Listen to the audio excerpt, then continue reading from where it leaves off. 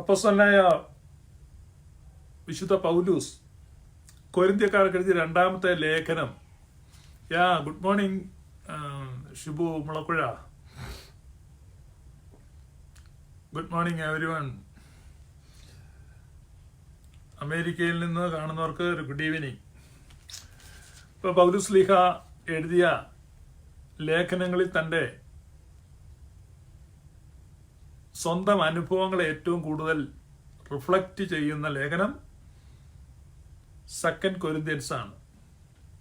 Paulose ലീഹയുടെ biography പഠിക്കുന്നവർ ഏറ്റവും കൂടുതൽ ശ്രദ്ധിക്കേണ്ട ലേഖനം 2 കൊരിന്ത്യൻസ് ആണ്.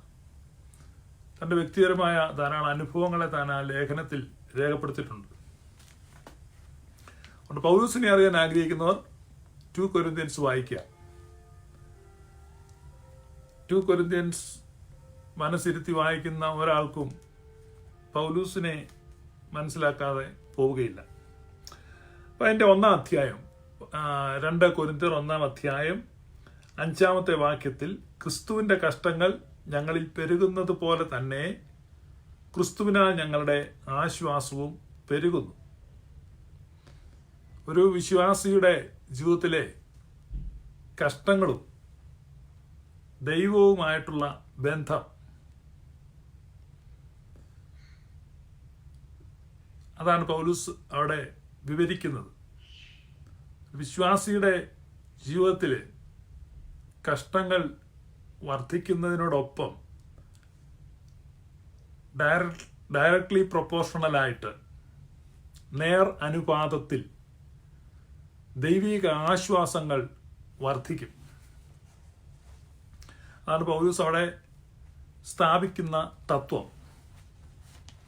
പേഴ്സ് നിറയെ സ്വർണ്ണ നാണയങ്ങൾ ഇരിക്കുമ്പോൾ ദൈവത്തിൽ ആശ്രയിക്കുന്നതിനേക്കാൾ ശൂന്യമായ പേഴ്സ് ഉള്ളവൻ കൂടുതലായി ദൈവത്തിൽ ആശ്വസിക്കും, ദൈവത്തിൽ ആശ്രയിക്കും. അവൻ ദൈവിക ആശ്വാസങ്ങൾ കൂടുതൽ കണ്ടെത്തും.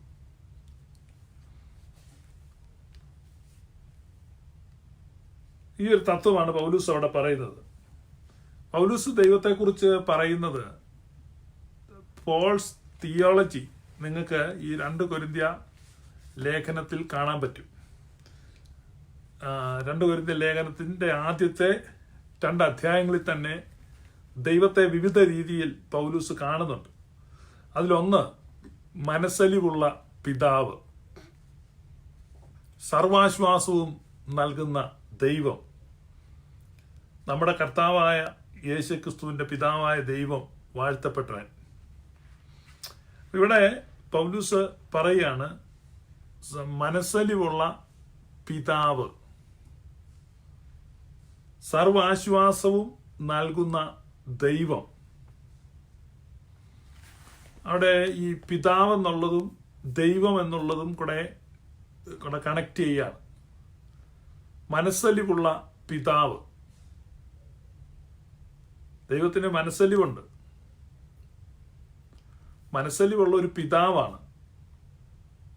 ഹൃദയ കഠിനതയുള്ള പിതാവല്ല, മനസ്സലിവുള്ള പിതാവാണ്.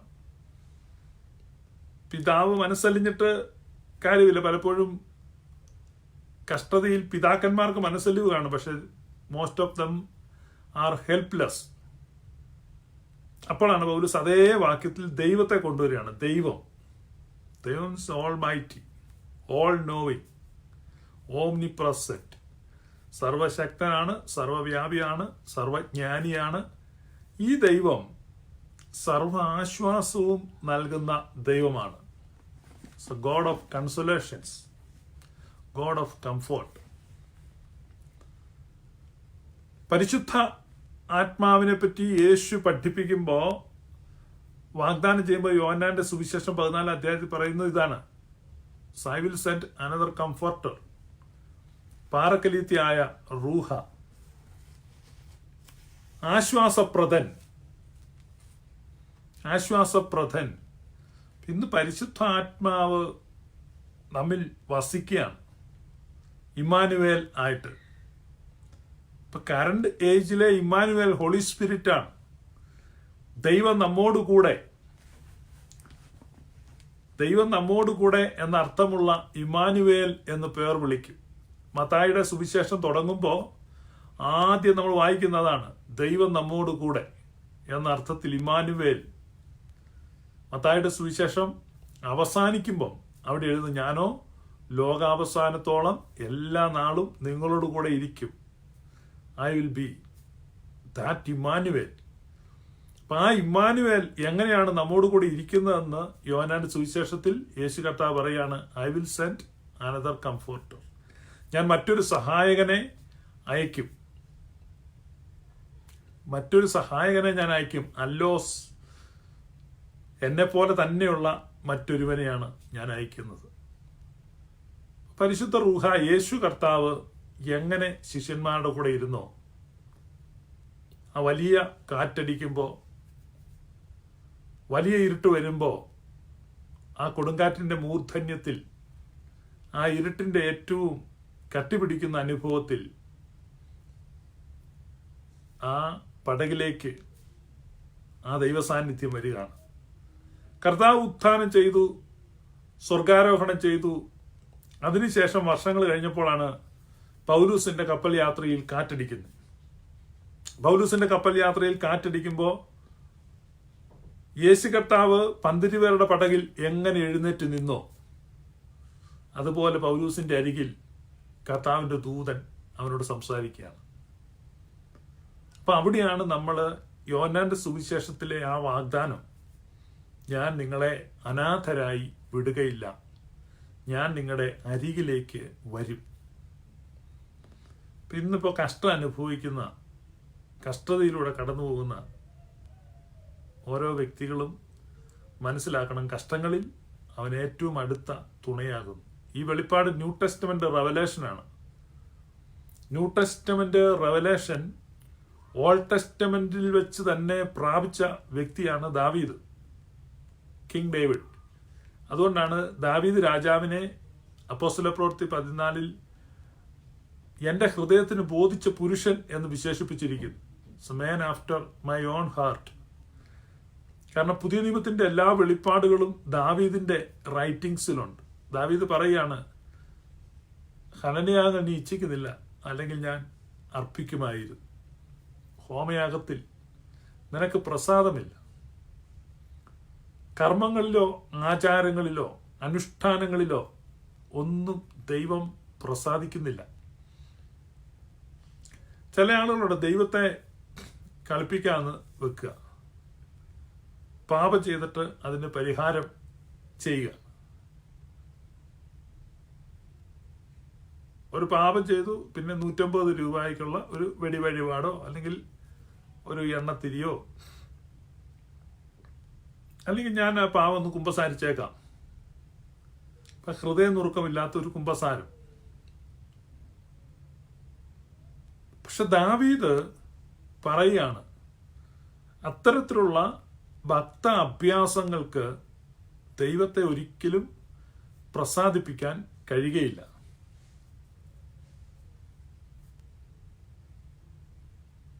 ദാവീദ് ഒരു നിമിഷത്തെ മോഹത്തിൽ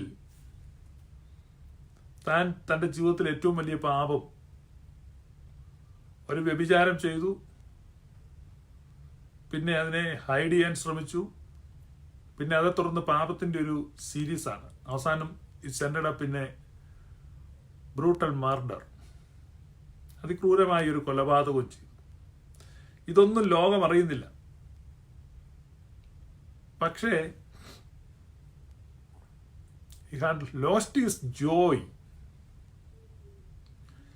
ദൈവത്തിലുള്ള സന്തോഷം അവന് നഷ്ടപ്പെട്ടു, ദൈവിക സമാധാനം അവന് നഷ്ടപ്പെട്ടു.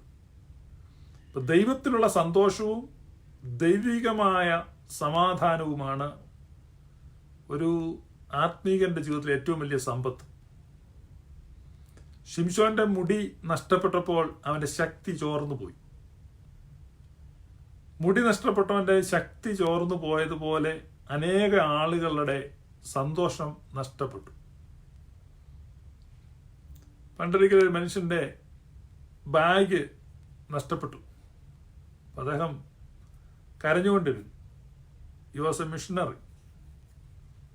ഇപ്പോൾ കരച്ചിൽ നടങ്ങിയപ്പോൾ ദൈവത്തിൻ്റെ ആത്മാവിൻ്റെ സ്വരം താൻ കേട്ടു. നിനക്ക് എന്താണ് നഷ്ടപ്പെട്ടത്? എന്ത് നഷ്ടപ്പെട്ടാലും നിന്റെ സന്തോഷം ഞാനാണ്. അപ്പം ജോയ്, ആ സന്തോഷം നഷ്ടപ്പെടുന്നില്ലെങ്കിൽ, പക്ഷെ ഇവിടെ ദാവീദിനൊന്നും തന്നെ നഷ്ടപ്പെട്ടിട്ടില്ല. ദാവീദിന്റെ കൊട്ടാരം നഷ്ടപ്പെട്ടിട്ടില്ല, പരിചാരകരൊന്നും നഷ്ടപ്പെട്ടിട്ടില്ല, സമ്പത്ത് നഷ്ടപ്പെട്ടിട്ടില്ല, പുറത്തുനിന്ന് ആര് ഇവാലുവേറ്റ് ചെയ്താലും ഒരു നഷ്ടവും സംഭവിച്ചിട്ടില്ല. പക്ഷേ ദാവീദിന് സംഭവിച്ച നഷ്ടം തൻ്റെ സമാധാനവും തൻ്റെ സന്തോഷവുമാണ് നഷ്ടപ്പെട്ടു. ദാവീദ് പറയാണ്, അത് റിസ്റ്റോർ ചെയ്യുവാൻ ഒരു യാഗങ്ങളും അവശേഷിക്കുന്നില്ല. No sacrifice is enough. അപ്പോൾ ഒരു സാക്രിഫൈസ് കൊണ്ടും ഒരു യാഗങ്ങൾ കൊണ്ടും ഒരു ബലികൾ കൊണ്ടും എൻ്റെ ആത്മീക സന്തോഷം തിരികെ വരികയില്ല. ദാവീദ് ദൈവത്തോട് പ്രാർത്ഥിക്കുക, restore unto me joy of your salvation. നിന്റെ ആ രക്ഷയുടെ സന്തോഷം എന്നിൽ പുനഃസ്ഥാപിക്കണം. Restore unto me O Lord the joy of your salvation. നിന്റെ സന്തോഷം എനിക്ക് തിരികെ തരണം. മനസ്സൊരുക്കമുള്ള ആത്മാവിനാൽ എന്നെ താങ്ങണം. അത്ര മനോഹരമായ ഒരു മസ്മൂറ. അതുകൊണ്ടാണ് നമ്മുടെ അനുദിന പ്രാർത്ഥനകളിൽ പിതാക്കന്മാർ ആ മസ്മൂറ ഒരുക്കിയിരിക്കും, ക്രമീകരിച്ച് വെച്ചിരിക്കും. 51 മസ്മൂറ വായിക്കുമ്പോൾ നമ്മുടെ എല്ലാത്തരം നിഗളങ്ങളെയും മാറ്റുന്ന ഒരു വായനയാണ് അനുതാപത്തിൻ്റെ മസ്മൂറ. അപ്പം എന്തിനാ വായിച്ചെന്ന് വെച്ചാൽ, ദാവീദ് ചെയ്ത സിമിലർ പാപങ്ങളൊന്നും നമ്മൾ ചെയ്തിട്ടില്ല, പലപ്പോഴും നമുക്ക് ചെയ്യും. പക്ഷേ ദാവീദ് പറയാണ്, ആഴത്തിൽ നിന്ന് ഞാൻ വിളിക്കുന്നു. ഉയരത്തിൽ നിന്നല്ല, ആഴത്തിൽ നിന്ന്. തൻ്റെ തകർച്ചയുടെ ആഴത്തിൽ നിന്ന് ആ നിലവിളി ദൈവിക മറുപടിയെ കൊണ്ടുവരും.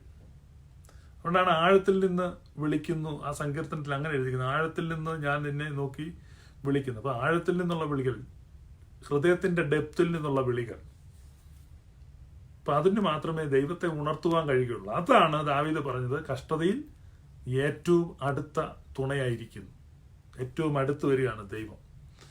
ഈ ന്യൂ ടെസ്റ്റമെന്റ് റെവലേഷൻ, ഈ ന്യൂ ടെസ്റ്റമെന്റ് ഐഡിയ ഓൾഡ് ടെസ്റ്റമെന്റിൽ വെച്ച് തന്നെ അനുഭവിക്കുകയും അത് രേഖപ്പെടുത്തുകയും ചെയ്തു ദാവീദ്. അതാണ് ഇവിടെ പൗലോസ് ശ്ലീഹ എഴുതിയിരിക്കുന്നത്. ഈ കഷ്ടങ്ങൾ ഞങ്ങളിൽ പെരുകുമ്പോൾ, ക്രിസ്തുവിന്റെ കഷ്ടങ്ങൾ ഞങ്ങളിൽ പെരുകുന്നത് പോലെ തന്നെ ക്രിസ്തുവിനാൽ ഞങ്ങളുടെ ആശ്വാസവും പെരുകുന്നു. ഞങ്ങളുടെ ആശ്വാസവും പെരുകുന്നു. ഇന്ന് കഷ്ടങ്ങളിലൂടെ കടന്നു പോകുന്നവർ ആ ആശ്വാസങ്ങളെയും അനുഭവിക്കുന്നുണ്ട്. കഷ്ടങ്ങൾ മാത്രമല്ല, ആ കഷ്ടങ്ങളോടൊപ്പം ദൈവിക ആശ്വാസങ്ങളും നിങ്ങളിൽ പെരുകി വരും. അപ്പം അതുകൊണ്ടാണ് പൗലോസ് ശ്ലീഹ പറയുന്നത്, അതുകൊണ്ട് ഞാൻ എൻ്റെ കഷ്ടങ്ങളിലും പ്രശംസിക്കുന്നു. അതിൻ്റെ കാരണം എന്താണെന്ന് പൗലോസ് അവിടെ പറയുന്നുണ്ട്. ദൈവം ഞങ്ങളെ ആശ്വസിപ്പിക്കുന്ന ആശ്വാസം കൊണ്ട് ഞങ്ങൾ യാതൊരു കഷ്ടത്തിലുമുള്ളവരെ ആശ്വസിപ്പിക്കാൻ ശക്തരാകേണ്ടതിന് ഞങ്ങൾക്കുള്ള കഷ്ടത്തിലൊക്കെയും അവൻ ഞങ്ങളെ ആശ്വസിപ്പിക്കുന്നു. അവിടെ പറയണേ, ദൈവം ഞങ്ങളെ ആശ്വസിപ്പിക്കുന്ന ആശ്വാസം കൊണ്ട്. ദൈവം ഞങ്ങളെ ആശ്വസിപ്പിക്കുന്ന ആശ്വാസം എന്ന് പറഞ്ഞാൽ അത്ര വലിയ ആശ്വാസമാണ്. ദൈവം ഞങ്ങളെ ആശ്വസിപ്പിക്കുന്ന ആശ്വാസം കൊണ്ട് യാതൊരു കഷ്ടത്തിലുമുള്ളവരെ ഞങ്ങൾ ആശ്വസിപ്പിക്കേണ്ടതിന്. ഇപ്പൊ ഒരു ഉദാഹരണം പറഞ്ഞാൽ, നമുക്ക് കടം വരികയാണ്. ഇപ്പൊ എനിക്ക് കടം വരുന്നു, ഇപ്പൊ 10,000 രൂപയാണ് എനിക്ക് കടം വരുന്നത്. അപ്പോൾ ദൈവം എന്ത് ചെയ്യുന്നു, 1,00,000 രൂപ എനിക്ക് തരികയാണ്. 10,000 രൂപ ഞാൻ കടം വീട്ടി, പിന്നെ 90,000 രൂപ ബാക്കിയുണ്ട്. അപ്പൊ ആ 90,000 രൂപയ്ക്ക് ഞാൻ എന്ത് ചെയ്യണം, എൻ്റെ ചുറ്റും ഉള്ള ബാക്കി കടങ്ങളും പ്രയാസങ്ങളും ഉള്ളവർക്ക് കൊടുക്കുക. ഒരു എക്സാമ്പിളാണ്. അതുപോലെ നിങ്ങളുടെ കഷ്ടങ്ങളിൽ ദൈവം നിങ്ങളെ ആശ്വസിപ്പിക്കുമ്പോൾ, അപ്പൊ ഇതിനാണ് സ്പിരിച്വൽ മേൻ, ആത്മീക മനുഷ്യർ. ആത്മീക മനുഷ്യർക്ക് മാത്രമേ ദൈവത്തിൽ നിന്നും ആശ്വാസം പ്രാപിക്കാൻ കഴിയുകയുള്ളൂ.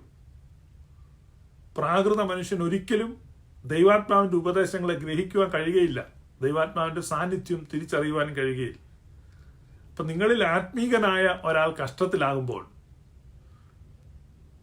നിങ്ങളിൽ ആത്മീകനായ ഒരു വ്യക്തി പ്രയാസങ്ങളിലൂടെ കടന്നു പോകുമ്പോൾ, ആ പ്രയാസങ്ങളിൽ, ആ കഷ്ടങ്ങളിൽ ദൈവം അവനെ ആശ്വസിപ്പിക്കും. ദൈവം അവനെ ആശ്വസിപ്പിക്കുമ്പോൾ അവന് കിട്ടുന്ന ദൈവിക ആശ്വാസങ്ങൾ, എക്സസ് ആയിട്ടുള്ള ആശ്വാസം അവൻ എല്ലാ കഷ്ടങ്ങളിലുമുള്ളവരെ ആശ്വസിപ്പിക്കാനായി കൊടുക്കുക. അതായത് കഷ്ടങ്ങളിലൂടെ കടന്നു പോകുന്ന മനുഷ്യരിലേക്ക് വർഷിക്കപ്പെടുന്ന ആശ്വാസം അവന്റെ ചുറ്റുപാടുകളിലേക്ക് ആശ്വാസമായി പ്രവഹിക്കും. പരിശുദ്ധ പരിമല തിരുമേനി രോഗിയായി ഇരിക്കുന്ന അവസരങ്ങളിൽ തൻ്റെ ഉദരവേദന അതികഠിനമായി താൻ വേദന സഹിക്കാൻ വയ്യാതെ തുവർത്തു വെച്ച് വയറ് വലിച്ചു മുറുക്കി കെട്ടി പ്രാർത്ഥിച്ചുകൊണ്ടിരിക്കുന്ന സമയത്തും ദൂരദിക്കുകളിൽ നിന്ന് പോലും രോഗികൾ തന്നെ കാണാൻ വരുമായിരുന്നു. അവർക്ക് വേണ്ടി കൈനീട്ടി പ്രാർത്ഥിക്കുന്ന സമയത്ത് അവർ സൗഖ്യമാകുമായി. എന്നെ കേൾക്കുന്ന നിങ്ങൾ പ്രിയപ്പെട്ടവരെ, നിങ്ങളൊരു കഷ്ടത്തിലൂടെ കടന്നു പോകുന്നെങ്കിൽ, നിങ്ങൾക്ക് ദൈവാത്മാവിന്റെ സ്വരം കേൾക്കുവാൻ കഴിയുന്നെങ്കിൽ, ദൈവത്തിന്റെ ആശ്വാസം നിങ്ങൾക്ക് അനുഭവിക്കാൻ കഴിയുന്നെങ്കിൽ, നിങ്ങളുടെ കഷ്ടങ്ങളിലേക്ക് നിങ്ങൾ ശ്രദ്ധ കേന്ദ്രീകരിക്കാതെ, കോൺസെൻട്രേറ്റ് ചെയ്തിരിക്കാതെ നിങ്ങളുടെ ചുറ്റുപാടുകളിലേക്ക് നോക്കിയാൽ ദൈവിക ആശ്വാസങ്ങൾ നിങ്ങളിൽ പെരുകുന്നതും അനേകർ ആ ദൈവിക ആശ്വാസങ്ങൾ അനുഭവിക്കുന്നത് നിങ്ങൾക്ക് കാണുവാൻ കഴിയും. ഈ അത്ഭുതകരമായ ദൈവരാജ്യത്തിന്റെ തത്വമാണ് പൗലോസ്ലീഹ ഇവിടെ പറയുന്നത്. പൗലോസ്ലീഹ ഇവിടെ പറയുന്നത്, ദൈവം ഞങ്ങളെ ആശ്വസിപ്പിക്കുന്ന ആശ്വാസം കൊണ്ട്, ദൈവം ഞങ്ങളെ ആശ്വസിപ്പിക്കുന്ന ആശ്വാസം കൊണ്ട് ഞങ്ങൾ യാതൊരു കഷ്ടത്തിലുമുള്ളവരെ ആശ്വസിപ്പിക്കാൻ ശക്തരാകേണ്ടതിന്, ഏതോ ഒരു കഷ്ടത്തിലിരിക്കുന്നവനാണെങ്കിലും അവനെ ആശ്വസിപ്പിക്കുവാൻ തക്കവണ്ണം ഞാൻ ശക്തനാകേണ്ടതിന്. നിങ്ങളുടെ ജീവിതത്തിൽ ഒരു അപൂർവ കാര്യം സംഭവിച്ചു എന്നതുപോലെ നിങ്ങൾ ഭാരപ്പെടണ്ട. ഈ പ്രഭാതത്തിൽ എന്നെ കേട്ടുകൊണ്ടിരിക്കുന്ന നിങ്ങൾ ഏതെങ്കിലും കഷ്ടനിമിത്തം ബുദ്ധിമുട്ടി പ്രയാസപ്പെട്ട് വേദനയിലൂടെ പോവുകയാണെങ്കിൽ, നിങ്ങളുടെ കഷ്ടതയിലൂടെ ദൈവം മറ്റുള്ളവരെ ആശ്വസിപ്പിക്കും. മറ്റുള്ളവരെ ആശ്വസിപ്പിക്കാൻ വേണ്ടിയുള്ള ആശ്വാസങ്ങൾ നിങ്ങളിലേക്ക് വർഷിക്കുവാനാണ് ദൈവം ഈ കഷ്ടതയിലും നിങ്ങളോട് ചേർന്നിരിക്കും. ഇത്രയും കഷ്ടതയിലൂടെ പോകാത്ത ഒരു വ്യക്തിക്കും വേറൊരാളെ ആശ്വസിപ്പിക്കുവാൻ കഴിയുകയില്ല. അതുകൊണ്ടാണ് എബ്രായ ലേഖനത്തിൽ പറയുന്നത്, അവൻ പാപം കൂടാതെ സകലത്തിലും നമുക്ക് തുല്യമായി പരീക്ഷിക്കപ്പെട്ടു. സ്വർഗത്തിന്റെ മണിമകുടമായിരുന്നവൻ, പിതാവിനോട് സമത്വം ഉണ്ടായിരുന്നവൻ, സ്വർഗീയ ദൂതന്മാരുടെ ആരാധനയ്ക്ക് വിഷയമായിരുന്നവൻ, അനാദിയായും ശാശ്വതമായും ദൈവമായിരുന്നവൻ, അവൻ മനുഷ്യനായി താഴേക്ക് വന്നു. നമ്മുടെ ഇരുളുകളിലേക്ക് ഇറങ്ങി, നമ്മുടെ ആഴങ്ങളിലേക്ക് ഇറങ്ങി, മനുഷ്യജീവിതത്തിന്റെ എല്ലാ അന്ധകാര മേഖലകളിലൂടെയും അവൻ കടന്നുപോയി. അവൻ അനുഭവിക്കാത്ത ഒരു നിന്ദയുമില്ല, അവൻ സഹിക്കാത്ത ഒരു കഷ്ടതയുമില്ല, അവന് വന്നു ഭവിക്കാത്ത ഒരു വേദനയുമില്ല. എല്ലാത്തരം വേദനകളും എല്ലാത്തരം കഷ്ടതകളും എല്ലാത്തരം നിന്ദകളും എല്ലാത്തരം അപമാനങ്ങളും ഈ ഭൂമിയിൽ സഹിച്ചു. അതാണ് പാപം കൂടാതെ സകലത്തിലും നമുക്ക് തുല്യമായി പരീക്ഷിക്കപ്പെട്ടവൻ. നമ്മുടെ വേദനകളിൽ സഹതാപം കാണിപ്പാൻ കഴിയാത്തവനല്ല. അവൻ എന്തിനാ? അവൻ അനേക പുത്രന്മാരെ തേജസ്സിലേക്ക് നയിക്കുന്നു. അനേക പുത്രന്മാരെ തേജസ്സിലേക്ക് നയിക്കുന്നവൻ ആ തങ്ങളുടെ രക്ഷാനായകനെ കഷ്ടാനുഭവങ്ങളിൽ തികഞ്ഞവനാക്കുന്നത് യുക്തമായിരുന്നു. തങ്ങളുടെ രക്ഷാനായകൻ കഷ്ടാനുഭവങ്ങളിൽ തികഞ്ഞവനാണ്. അത് യുക്തമാണ്, ദൈവികമായ മർമ്മമാണ്. ഇപ്പോൾ വായിൽ സ്വർണ്ണക്കരണ്ടിയുമായിട്ട് ജനിച്ചു, ജീവിതത്തിൽ മുഴുവൻ ഒരു കഷ്ടവുമില്ല, ഒരു പ്രയാസവുമില്ല, അങ്ങനെ ഒരാൾക്ക് ഒരിക്കലും മനുഷ്യന്റെ ദുഃഖം മനസ്സിലാക്കുവാൻ, അവനെ ആശ്വസിപ്പിക്കുവാൻ കഴിയുകയില്ല. അതാണ് പൗലോസ്ലീഹ പറയുന്നത്, ദൈവരാജ്യ നിമിത്തം, for the sake of the kingdom of God, ക്രിസ്തുവിന്റെ കഷ്ടങ്ങളിൽ കുറവായുള്ളത് ഞാൻ എൻ്റെ ശരീരത്തിൽ പൂരിപ്പിക്കുന്നു. വലിയൊരു പ്രിൻസിപ്പിളാണ്. അതുകൊണ്ട് ഞാൻ എൻ്റെ കഷ്ടങ്ങളിലും പ്രശംസിക്കും. എന്നെ കേൾക്കുന്ന പ്രിയപ്പെട്ടവർ, നിങ്ങളുടെ മുമ്പിൽ ഒരു ചോദ്യമുണ്ടെങ്കിൽ, if you have an unresolved problem, ഒരു പക്ഷേ ഒരു പെർസിസ്റ്റിംഗ് ആയിട്ടൊരു ഇഷ്യൂ നിങ്ങൾക്കുണ്ടെങ്കിൽ, മാറാത്തൊരു പ്രയാസം, അല്ല ഉത്തരം കിട്ടാത്തൊരു ചോദ്യം, പരിഹാരമില്ലാത്ത പ്രശ്നം, ഒരു ദുഃഖമല്ല ഒരു നഷ്ടബോധം, ഒരു കഷ്ടത്തിലൂടെ നിങ്ങൾ കടന്നു പോകുന്നെങ്കിൽ ഒരു ചോദ്യം മാത്രം നിങ്ങളുടെ മനസ്സിൽ മുഴങ്ങുന്നുണ്ടായിരിക്കും, വായി എന്തുകൊണ്ട്? അതിനുള്ള ഉത്തരമാണ് പരിശുദ്ധ റൂഹ ഈ സമയത്ത് നിങ്ങളോട് പറയുന്നത്.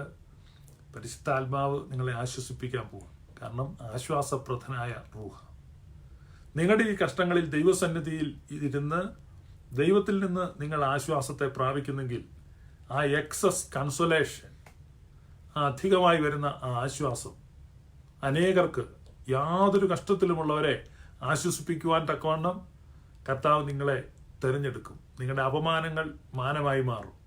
അനേകരെ പ്രമോദിപ്പിക്കാൻ തക്കവണ്ണം ആ കാനാവിലെ കല്യാണ വീട്ടിൽ പുറംപറമ്പിൽ കിടന്ന പാത്രം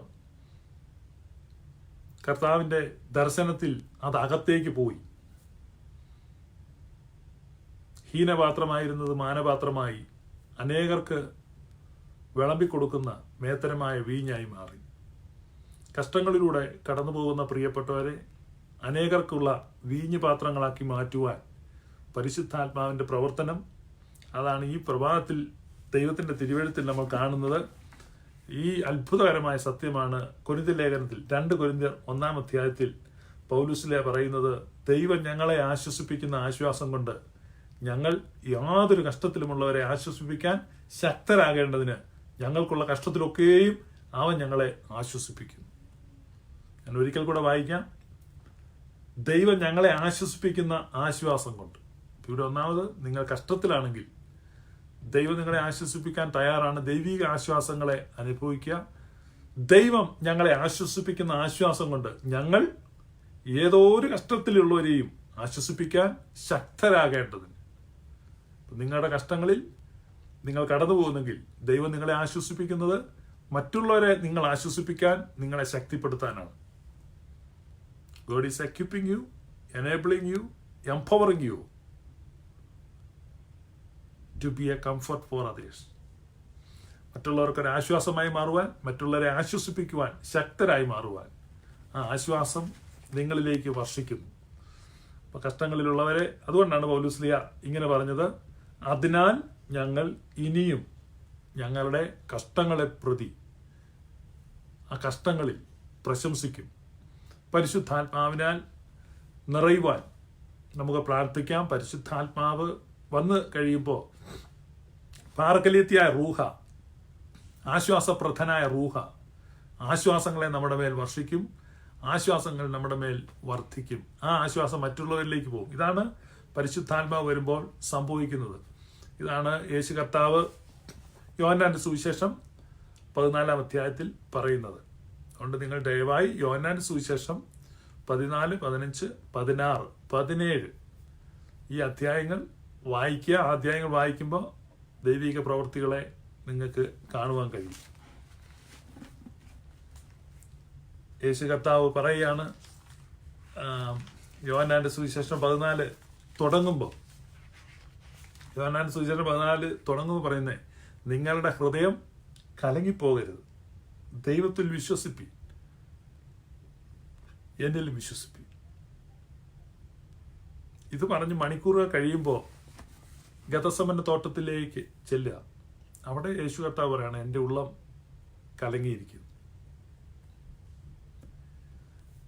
നിങ്ങളുടെ ഹൃദയം കലങ്ങിപ്പോകരുത് എന്ന് യോഹന്നാന്റെ സുവിശേഷം 14 പറഞ്ഞ യേശു കർത്താവ് ഗതസമന ചെല്ലുമ്പോൾ പറയാണ്, എൻ്റെ ഉള്ളം കലങ്ങിയിരിക്കും. അപ്പം നമ്മളുടെ ഒരു ചിന്ത, ഈ ആത്മീകൻ എന്ന് പറഞ്ഞാൽ ഒരു കാരണവശാലും കരയാത്തവൻ, ഒന്നും ബാധിക്കാത്തവൻ, അങ്ങനെ ഒരു ഇമേജാണ്. അതുകൊണ്ട് പല ആളുകളും പ്രിയപ്പെട്ടവർ മരിക്കുന്ന സ്ഥലത്തൊക്കെ നിന്ന് വേഷം കെട്ടുകയാണ്. ഞാൻ ഒരിക്കലും കരയത്തില്ല, ഞാൻ സ്പിരിച്വലാണ്, അല്ലെങ്കിൽ ഞാൻ ദൈവത്തിൻ്റെ ആളാണ്, പിന്നെ ഈ മരണം എനിക്കൊരു പ്രശ്നമല്ല എന്നൊക്കെ ഉള്ള രീതിയിൽ എന്നിട്ട് കയ്യടി നേടുകയാണ്. സ്യൂഡോ സ്പിരിച്വാലിറ്റിയാണ്. That is not Christianity.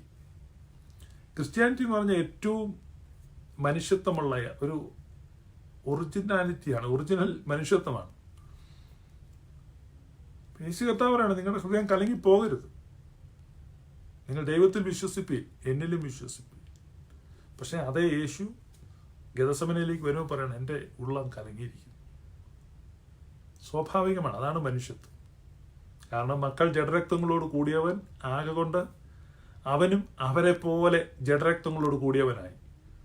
ദുഃഖം എന്താണ്, നഷ്ടം എന്താണ്, വേർപാട് എന്താണ്, ഇതെല്ലാം കർത്താവ് അറിഞ്ഞു. തൻ്റെ സ്നേഹിതൻ ലാസറിന്റെ കല്ലറയ്ക്ക് വന്നപ്പോൾ കർത്താവ് കണ്ണുനീർ വാർത്തു. നമ്മൾ ഈ സ്പിരിച്വാലിറ്റി എന്ന് ചിന്തിക്കുന്ന പലപ്പോഴും അത് സ്യൂഡോ സ്പിരിച്വാലിറ്റി, വ്യാജ ആത്മീയതയാണ്. നിങ്ങൾ കരയാതിരിക്കുന്നതോ ദുഃഖിക്കാതിരിക്കുന്നതോ അല്ല.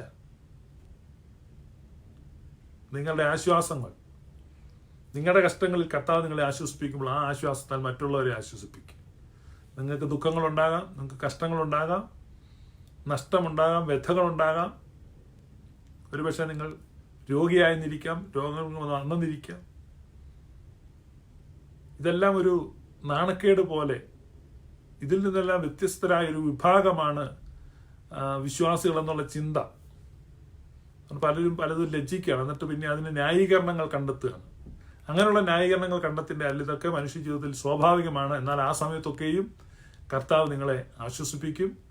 പിന്നെ കർത്താവിൻ്റെ ആശ്വാസം പ്രാപിച്ചിരിക്കുന്നവർ, അവർ മറ്റുള്ളവരെ ആശ്വസിപ്പിക്കും.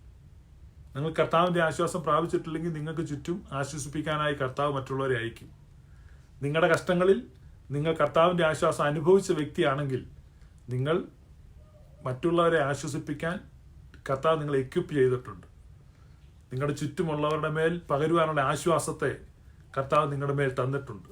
മറ്റൊരു ഭാഷയിൽ പറഞ്ഞാൽ അവർക്ക് വേണ്ടിയുള്ള എണ്ണയും വീഞ്ഞും നിങ്ങളുടെ കൈവശം കർത്താവ് തന്നിരിക്കുകയാണ്. ആ വഴിയരികിൽ മുറിവേറ്റ് കടന്ന ആ മനുഷ്യൻ്റെ അരികിൽ ആ ശമരിയക്കാരൻ മുട്ടുകുത്തിയിരുന്ന് അവൻ്റെ മുറിവുകളിൽ എണ്ണയും വീഞ്ഞും പകർന്നു. അവനെ എടുത്ത് വഴിയമ്പലത്തിൽ കൊണ്ടുപോയി ആക്കി. ആ ശമരിയക്കാരൻ്റെ കയ്യിൽ എണ്ണയും വീഞ്ഞും കൊടുത്തതുപോലെ നിങ്ങളുടെ കഷ്ടങ്ങളിലൂടെ നിങ്ങൾ കടന്നു പോകുമ്പോൾ പരിശുദ്ധ റൂഹ മറ്റുള്ളവർക്ക് കൊടുക്കാനുള്ള എണ്ണയും വീഞ്ഞും നിങ്ങളുടെ കഷ്ടങ്ങളിലൂടെ പോകുന്ന ഈ സമയത്ത് നൽകട്ടെ. നിങ്ങളുടെ കഷ്ടങ്ങളെ എന്ത് ചെയ്യുക? നഷ്ടമാക്കരുത്. നിങ്ങളുടെ കഷ്ടങ്ങളെ വൃഥാവാക്കരുത്. Do not waste your sufferings. നിങ്ങളുടെ കഷ്ടങ്ങളിൽ നിങ്ങൾ ഒരു അവസരമായിട്ട് ആ സമയങ്ങളിൽ during that period, that course of time, obtain the wine and oil from the Holy Spirit. പരിശുദ്ധാത്മാവിൽ നിന്ന് ആ എണ്ണയും വീഞ്ഞും സ്വീകരിക്കുക. നിങ്ങളുടെ കഷ്ടങ്ങളുടെ സമയത്ത് പരിശുദ്ധാത്മാവ് ആ എണ്ണയും വീഞ്ഞും മറ്റുള്ളവർക്ക് കൊടുക്കാനുള്ള എണ്ണയും വീഞ്ഞും നേടിയെടുക്കുന്ന സന്ദർഭങ്ങളായി നിങ്ങളുടെ കഷ്ടങ്ങൾ മാറട്ടെ. നിശ്ചയമായും മറ്റുള്ളവർക്ക് ഒരാശ്വാസമായി അനുഗ്രഹമായി മാറുക. അതാണ് ദൈവരാജ്യത്തിന്റെ പ്രിൻസിപ്പിൾ. പൗലോസ് ശ്ലീഹ എഴുതിയ ആ വാക്യം ഒറ്റ വായനയ്ക്ക് മനസ്സിലാക്കാൻ നല്ല പ്രയാസമുള്ള ആ വാക്യമാണ്. ഒരിക്കൽ കൂടെ നമുക്ക് ധ്യാനത്തോടെ ആ വാക്യം വായിക്കാം. ഞാൻ നിങ്ങൾക്ക് വേണ്ടി ആ വാക്യം ഒരിക്കൽ കൂടെ വായിക്കാം. 2 കൊരിന്ത്യർ 1-ാം അധ്യായം 5-ാമത്തെ വാക്യം. ദൈവം ഞങ്ങളെ ആശ്വസിപ്പിക്കുന്ന ആശ്വാസം കൊണ്ട്, ദൈവം ഞങ്ങളെ ആശ്വസിപ്പിക്കുന്ന ആശ്വാസം കൊണ്ട് ഞങ്ങൾ യാതൊരു കഷ്ടത്തിലുമുള്ളവരെ ആശ്വസിപ്പിക്കാൻ ശക്തരാകേണ്ടതിന് ഞങ്ങൾക്കുള്ള കഷ്ടത്തിലൊക്കെയും അവൻ ഞങ്ങളെ ആശ്വസിപ്പിക്കുന്നു. ക്രിസ്തുവിന്റെ കഷ്ടതകൾ ഞങ്ങളിൽ പെരുകുന്ന പോലെ തന്നെ ക്രിസ്തുവിനാലുള്ള ആശ്വാസങ്ങളും പെരുകുന്നു. ക്രിസ്തുവിന്റെ കഷ്ടങ്ങൾ പെരുകുന്ന പോലെ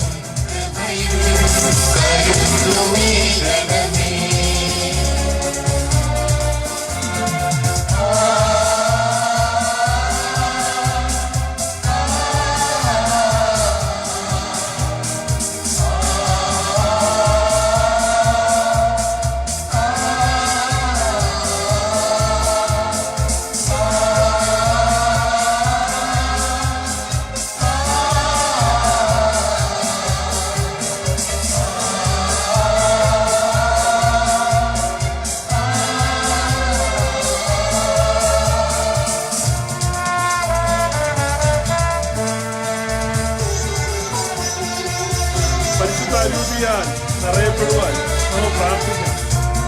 പരിശുദ്ധാത്മാവ് നമ്മെ ആശ്വസിപ്പിക്കുന്ന ആത്മാവാണ്. അതാണ് യേശു കർത്താവ് പറഞ്ഞത്. ആശ്വാസപ്രദനാണ് സഹായകൻ അണയുമ്പോൾ സദാവസിച്ചവനുള്ളിൽ അനുസ്മരിപ്പിച്ചിടും ആനന്ദമായൻ വചനം. സഹായകൻ അണയുമ്പോൾ സദാവസിച്ചവനുള്ളിൽ അനുസ്മരിപ്പിച്ചിടും ആനന്ദമായൻ വചനം.